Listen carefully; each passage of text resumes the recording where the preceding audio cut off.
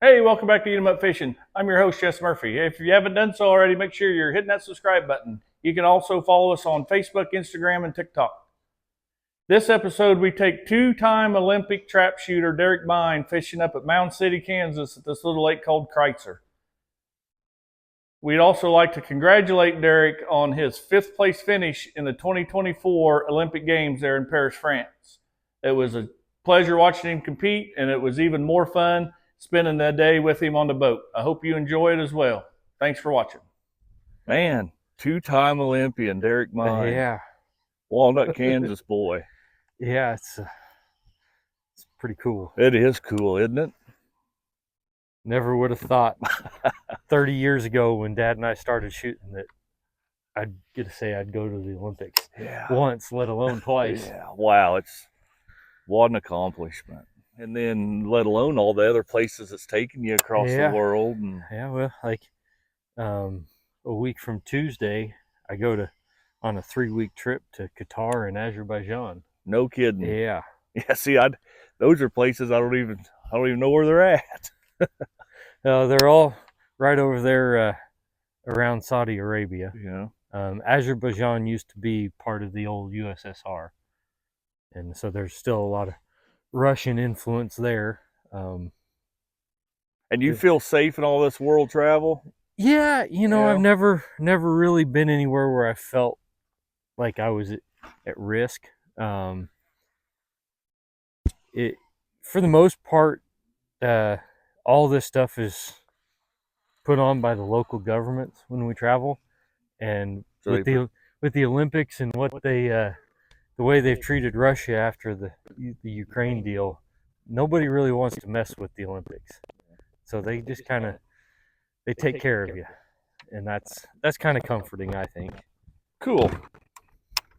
I couldn't imagine the pressure, when you're shooting, I don't know, 98 out of 100 how you do it, it's like, man, and I don't know if you miss early and you're like, crap, I can't ever miss again, or if it's shit, I missed one here at 98 and Yeah, just took myself out of it. yeah, that both things happen.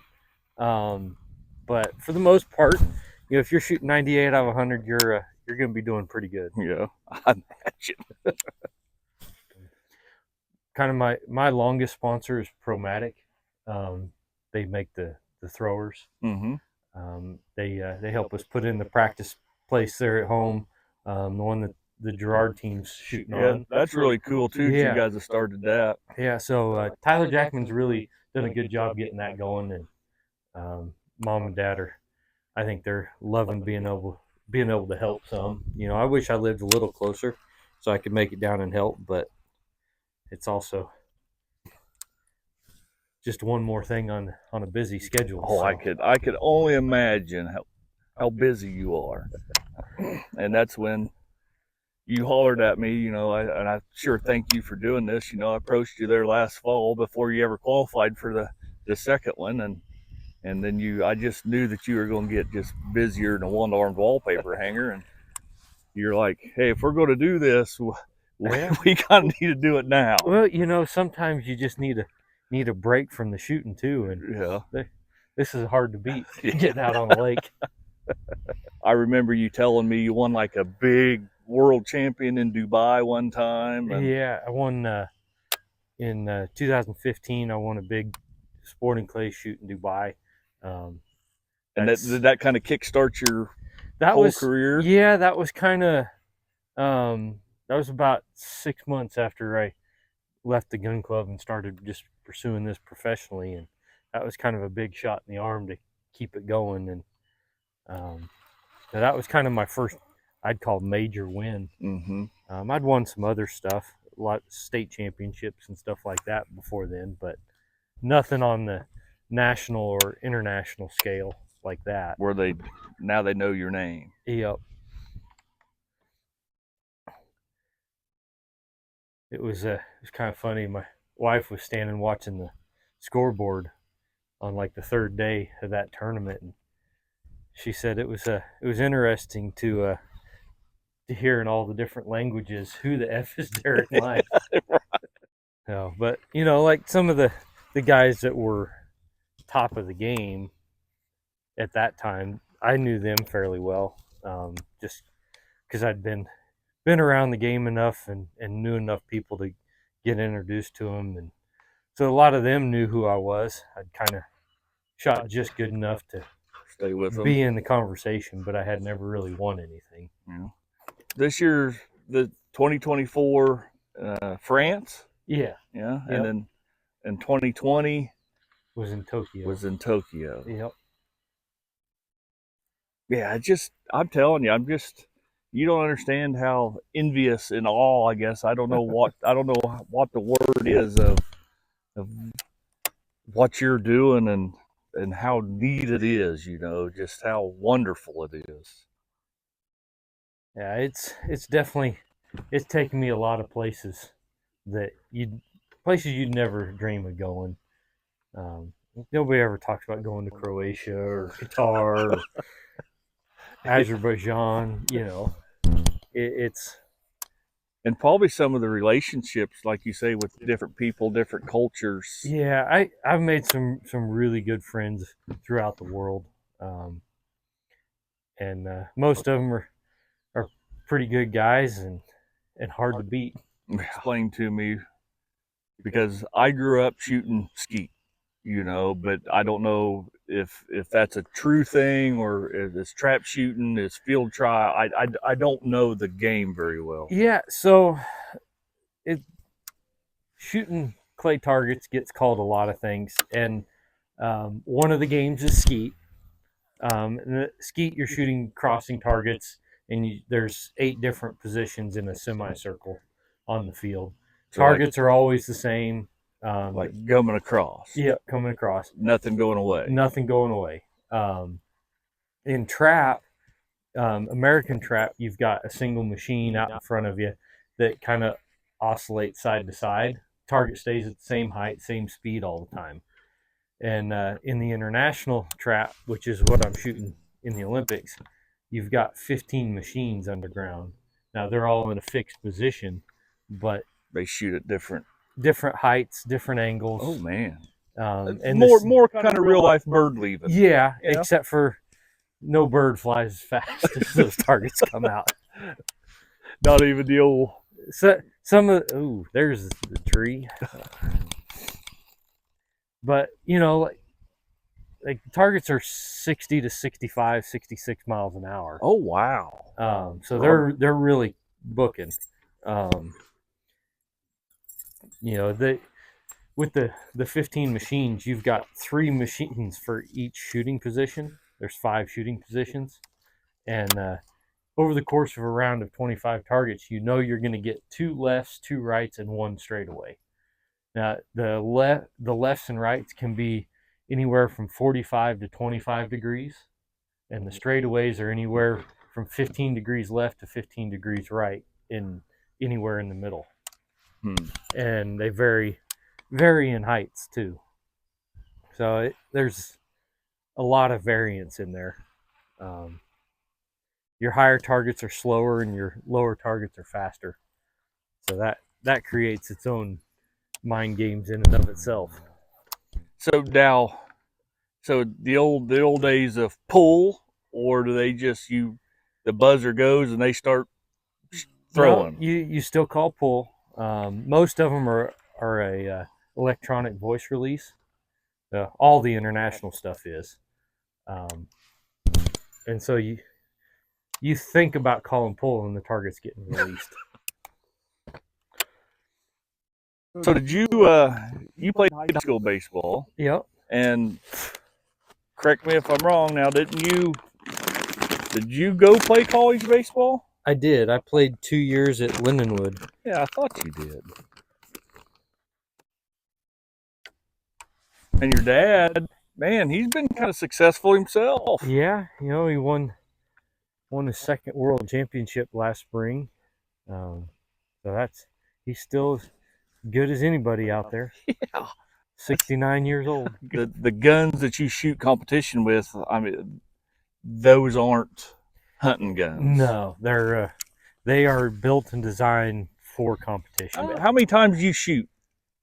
You shoot like in a round of trap, I'll shoot 25 targets, and you get 2 shots at a target. So you could shoot as many as 50 shots in about 30 minutes.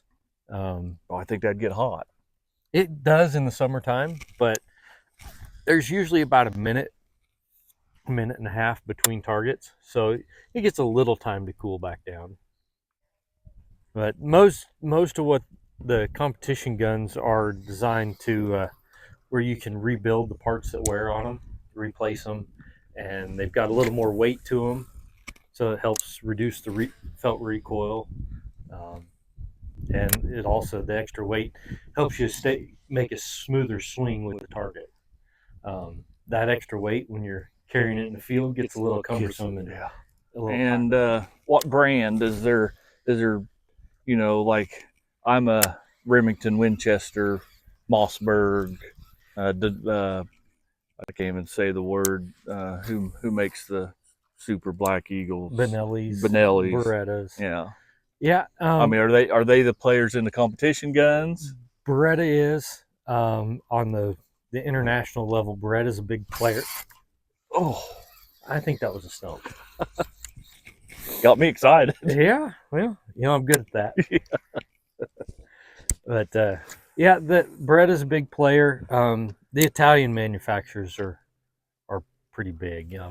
Beretta, Perazzi, Zoli, Caesar Greeny. They're all made in the same valley, right there, just east of wine, huh? East of Milan. Yeah, so that valley is pretty cool. It's the iron ore content was perfect for making barrels on shotguns, and so the angle of the mountain coming up out of that valley was such that the only way to come into that valley was from down below coming up. You couldn't come over the ridge, so it was kind of a defense to the arms making for the Italians, and that's kind of why they all started in that valley.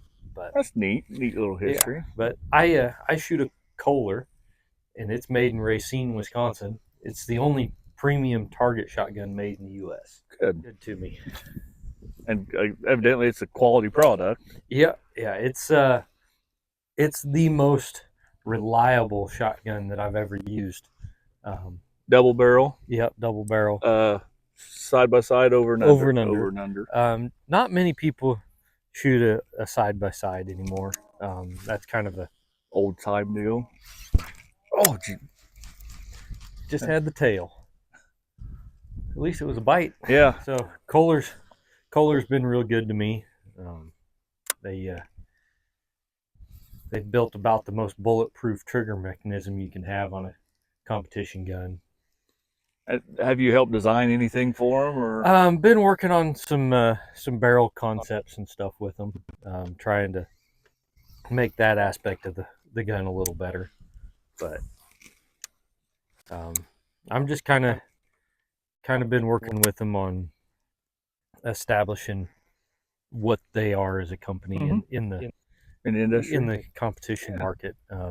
They had always been geared towards American trap and American skeet, and so I've really been kind of instrumental in getting them highly involved in the sporting clay sport and the Olympic stuff, of course. And really, most of what I've won on the big stage has been with the Kohler. I had the gun for 4 weeks before I won that big shoot in Dubai. Good. So yeah. it fits you well. Yeah, from the get-go, it's really worked well for me. Also, have really grown fond of Federal ammunition. Started shooting for them in 2021. They've really been good to me, and they've now that same Federal hunting ammo, same company, and of course now they've taken on Remington as well, so that's the same company, all under the Vista Outdoors group. But they've really done well, and they have me test stuff from time to time, new changes to the product to make sure it's still going to maintain the specs that they want to have. And So Yeah. what's a competition load? So a lot of your quail loads are very similar to what we shoot in competition. 1 ounce or ounce and an eighth of 7.5s or eights is what a lot of people will use for sporting clays. For the Olympic stuff, we actually are shooting. It's more of a 20 gauge load in a 12 gauge shell. It's less than 7/8 ounce a shot. So And we're shooting mostly 7.5s for trap. So you get a little more speed with that, but it also makes your pattern smaller. And so you have to be more perfect to break the target. and to break a target, one BB through it, or it's got to break. So it's got to break in qualification. Then when we get to the final, they go to what they call flash targets. They have a powder in them, and if that powder comes out, then it's a hit target. And most of the time, about every target that gets shot at will get at least one pellet strike. Somewhere, not very many times do you miss by so much that you don't put at least one pellet on the target. You've never seen me shoot a shotgun. From the I guy, know what you mean. Yeah. guys overseas and whatnot, but it usually takes 3 or 4 pellet strikes to break one. knock a piece off the target. There's a lot of times where even when you're not shooting the flash targets, you'll see got one. Yeah, this is where that activity was. Good one. He ain't tiny. Good for you. Oh.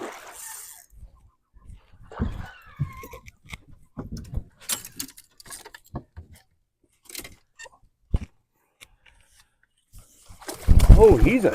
Oh, I think that's what they call a chunk. Yeah.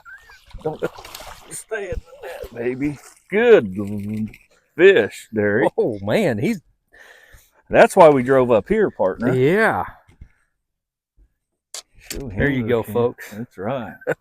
Derrick Mein, Olympian trap shooter. Well, when I was a little kid, I always told people I wanted to be a professional bass fisherman. Me too. That never happened, but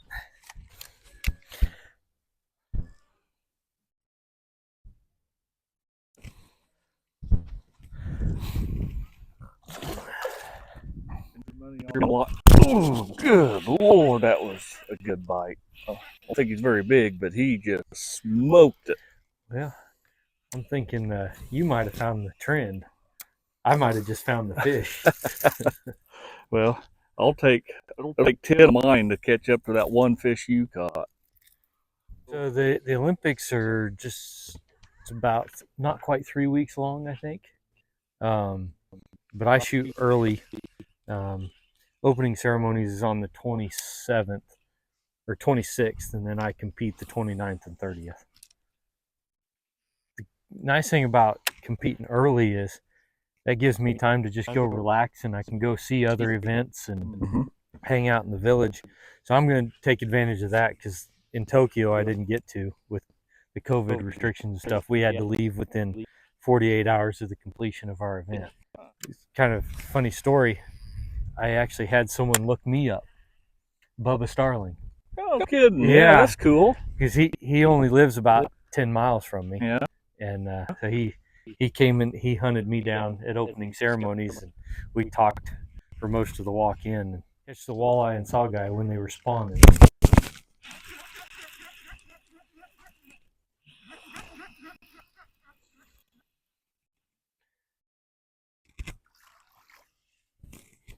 Some little guys like my jerk bait.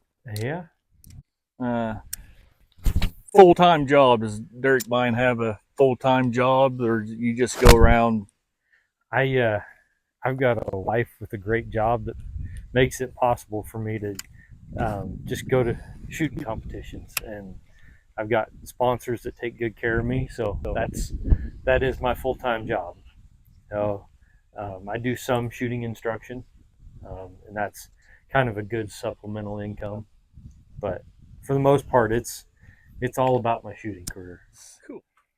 Is shooting something I assume's always been maybe an Olympic sport, or is this pretty new? It's been a part of every modern Olympics since 1896. Yeah, when you're And it's amazing in a tournament situation, and I'm sure you can probably feel that way too. We're just out here fishing, and it seems like we have all day to fish. Yeah. If we got to be back in at a certain time, it's like, oh, you're You're in a pressing hurry the whole time. Yep. And I'm sure it's just like shooting. You got to force yourself to slow everything down and take advantage of every cast that's right in front of you. Yeah.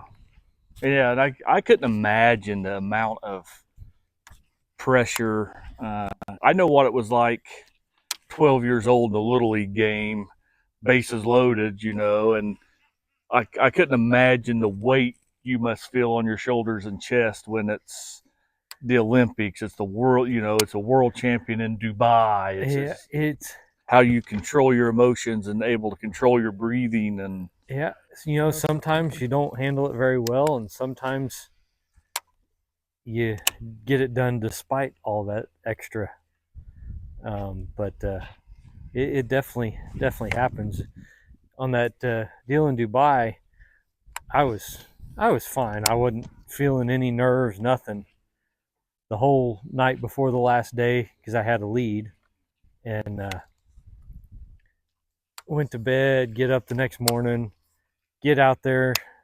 I'm just kind of chilling, waiting for my turn to go shoot, and the squad before mine heads out to shoot, and I had to sit down in a chair and put my head between my knees. That's the only time I've ever almost puked from a sporting competition. Yeah, I call it the Derek Jeter gene. He just had it. Yeah. And there's people that just have that. But you look back at Derek Jeter's lifetime career stats, regular season, postseason, they're the same. He wasn't better in the postseason. He just never was worse. Yeah. And that's I think the biggest key when it comes to those pressure moments. You have to be the same. If you change something, then you're changing what was working. And I guess that is the difference, is being able to not let it affect you to change something. And yeah. When I was a kid growing up, and Dan always told my parents, keep Derek shooting. It's really helping him. I'd get out on the mound pitching, and I'd never get nervous pitching, but I'd get in a pressure moment shooting targets, and I'd get nervous. And I don't know why exactly that was, but for whatever reason, I knew I was in control out on the mound. Yeah, so maybe baseball helped you pitch, helped you shooting even. I mean, learn how to control some absolutely of that. It did. That's one of the moments that stuck with me the most in my whole shooting career was we went over, I think it was maybe my senior year of high school. It was a Legion baller, and I don't know if we were playing Parsons or we were playing somebody that they really weren't that good, but they weren't terrible, but they were a team that we definitely should just walk away from. And I went out and pitched the first inning, and I walked a guy and gave up a couple hits and a couple runs, and was just kind of going through the routine. And then, there you go. That's a better fish. Nah. Is it not? No. Limber rod. Yeah, crankbait rod. And but anyway, at bat that inning, I got called out stealing second, but I wasn't out. Yeah. It was a bad call, and it pissed me off. So the rest of that game, the 18 batters I faced all went back to the dugout. It pissed you off. You're right. Pissed me off. That's right. And after the game, Dan come up to me and he goes, "Derek, you went out there in that first inning and you were park ranger, Derek. And then after that, you became state trooper, Derek." And he when he did it, he went, You were Park Ranger Derrick, and then you went to State Trooper Derrick. And that always kind of stuck with me of, you got to approach every moment, every situation with your best effort if you want to be successful all the time. Yeah. And you might not always have your best stuff, but if you give it 100% effort and your best effort every time, more often than not, it's going to work out. Yeah, so I don't know. There we go. That baby. I knew it was just a matter of time till I caught one on the.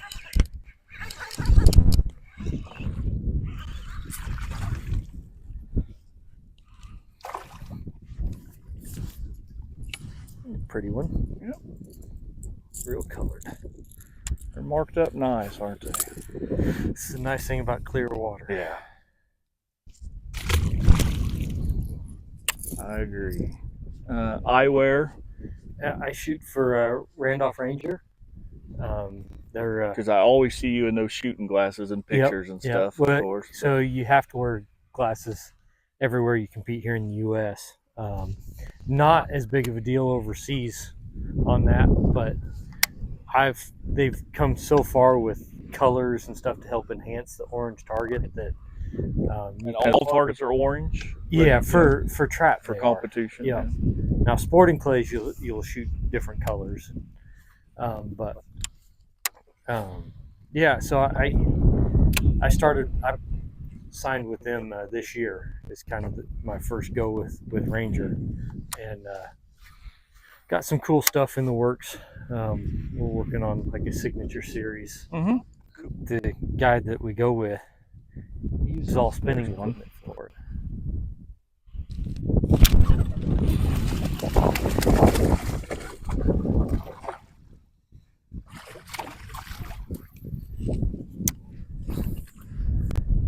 All spinning equipment with like 40-pound braid.